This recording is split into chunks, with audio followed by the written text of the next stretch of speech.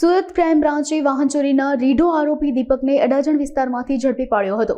તેમજ આરોપીએ છેલ્લા 8 મહિનામાં 16 જેટલી બાઇક ચોરી કરી હતી, જેમાંથી પોલીસે 15 બાઇક કબજે કરી છે. આરોપી ફક્ત હીરો હોન્ડા સ્પ્લેન્ડર બાઇકની જ ચોરી કરતો હતો.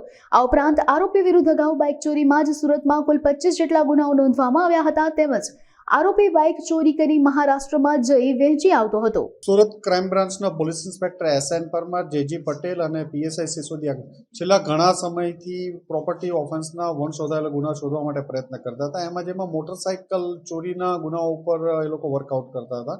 એમાં એ લોકોને એક ઇન્ફોર્મેશન મળી કે સુરત શહેરના ઘણા બધા અગાઉ વાહન ચોરીના ગુનામાં સંડોવાયેલ એક કિસમ છે જે દીપક રઘુનાથ સિરસાટ. એ હાલમાં પણ વાહન ચોરીનું કામ કરે છે અને ઘણા બધા ગુનાઓ એને કાચર્યા હોવાની એક બાતમી મળેલી હતી, જે આધારે એના ઉપર વર્કઆઉટ કરતા હતા.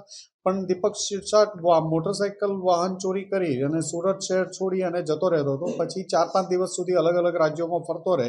પછી મોટરસાઇકલનું પછી ફરીથી આવી અને ફરીથી પાછું બાઇક ચોરે.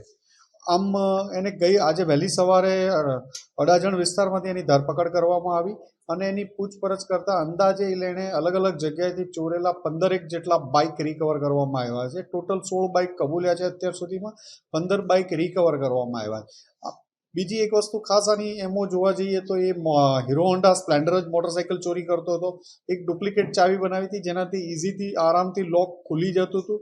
આ બાઇક ચોરી કરી એ અલગ અલગ જગ્યા ઉપર મૂકી દે બીજે છુપાવીને.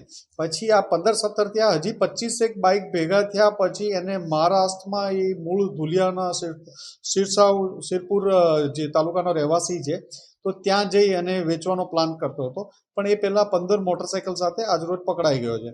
અગાઉ પણ આ 25 ગુનાઓમાં 20 થી 25 ગુનાઓમાં અગાઉ પણ વાહન ચોરીના ગુનાઓમાં પકડાયેલો છે અને ખૂબ જ રીડો ગુનેગાર છે. એની પૂછપરછ ચાલુ છે અને હજી એની તપાસ ચાલુ છે. આ જે છેલ્લે કરી શકો 8 મહિનાના ગાળાનો સમયગાળો લઈ શકાય.